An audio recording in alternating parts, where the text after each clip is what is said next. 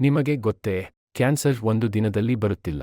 ನಮ್ಮ ದೇಹ ಮೊದಲು ಕೆಲವು ಸಣ್ಣ ಸಣ್ಣ ಸಂಕೇತಗಳನ್ನು ನೀಡುತ್ತದೆ. ಆದರೆ ನಾವು ಅವನ್ನು ಲೈಟ್ ಆಗಿ ತೆಗೆದುಕೊಳ್ಳುತ್ತೇವೆ. ಇದು ಸಣ್ಣ ಸಮಸ್ಯೆಯೇ ಇರಬಹುದು, ಕೆಲವು ದಿನಗಳಲ್ಲಿ ಸರಿಯಾಗುತ್ತದೆ ಎಂದು ಮುಂದೂಡುತ್ತೇವೆ.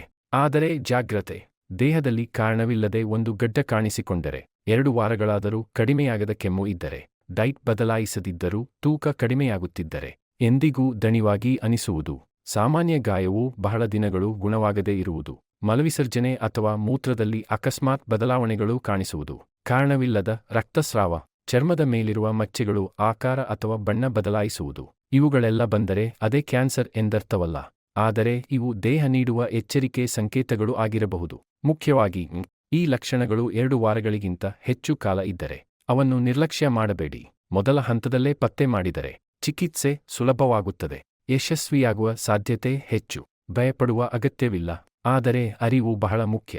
ನಿಮ್ಮ ದೇಹ ನೀಡುವ ಸಣ್ಣ ಸಂಕೇತವನ್ನು ಗೌರವಿಸಿ, ಯಾಕೆಂದರೆ ಮುಂಚಿತ ಜಾಗ್ರತೆ ಜೀವಗಳನ್ನು ಉಳಿಸಬಹುದು. ಫಾಲೋ ನಾಗೇಶ್ವರ ಆಯುರ್ವೇದಿಕ್, ನಿಮ್ಮ ಆರೋಗ್ಯ ಸಮಸ್ಯೆಗಳಿಗೆ ನಮ್ಮ ಪರಿಹಾರ.